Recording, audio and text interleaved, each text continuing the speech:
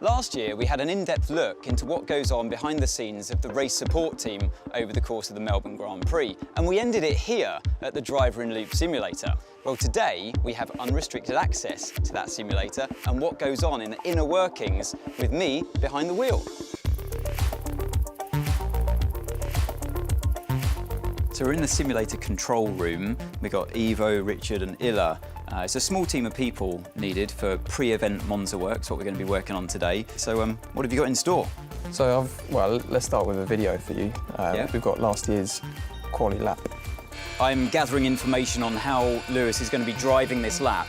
So when I get into the sim, I can try and replicate what he's doing with the wheel, where he's braking, the gears he's using in the corners. I'm using my analytical brain that I do on the SkyPad at this point to really understand where he's placing the car. During the day, we'll pull up some different options in the sim, get some correlation going to make sure we've got the cornering speeds matched, the car balance, and then we'll try some different things during the day. Yeah, it's time to get ready, helmet on, and give it a go. One massive struggle for short little Ant to get in over the halo. What was the lap time we were aiming for? 1:20. 20, okay. So I'm looking for a 20 lap time. I've done a 23.8 on my first lap. Trying to match Lewis Hamilton. It's quite a difficult thing. That was a much better run through the second chicane. It's pretty much the best I've got, I reckon. Okay, Ant, have you got any initial comments for us? Yeah, so we're missing just a bit of grip in the slow speed. On the front, just it's washing out mid-corner, especially turn 1, turn 2. More than what I was looking at on the video. Yeah, okay, copy. So now the interesting part really starts with, we've matched the car as best we can to the real world.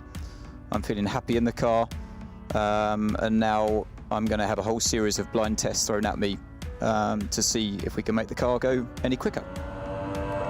So I'm constantly analysing the car at this stage, thinking about the braking, how the car responds on the turning and the change of direction and the traction. I reckon I've got slightly more rear downforce. It's pushing the front on in the mid-corner of medium and higher speed. And I can also see on my delta, I'm just losing time on the straights.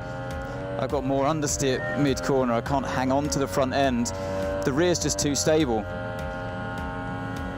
So Ant, this is option 2.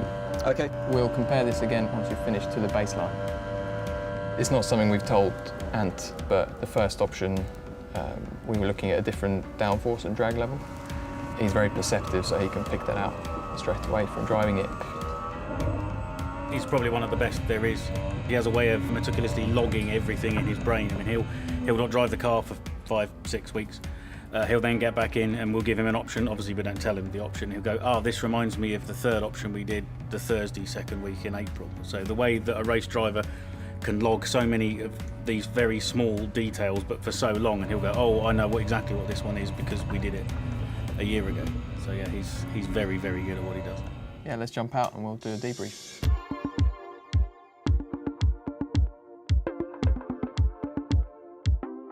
If we talk about option 1. Fairly subtle. I felt a bit more rear support and braking. I could see it was losing a bit of time on the delta down the straights. But by the time you arrived in turn 6 and 7, it was pushing on the car on the front end even more than what the baseline was. So an area where I felt like it was quite weak already, it was just creating even more understeer and stopping me from getting on the power. You can see it quite clearly in the data if we compare red being option 1, blue being baseline. You can gain in the corners, but you're losing it instantly on the straights.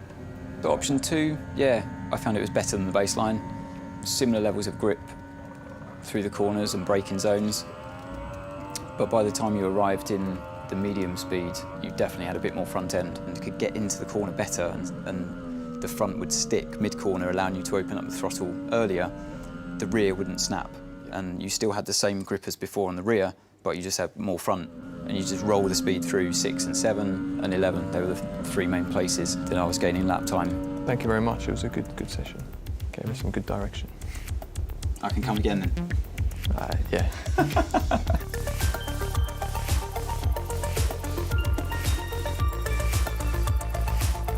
So there we go, wraps up a day here in Brackley on the simulator. I hope you found it entertaining, and yes, a view into my world and what goes on here at the factory.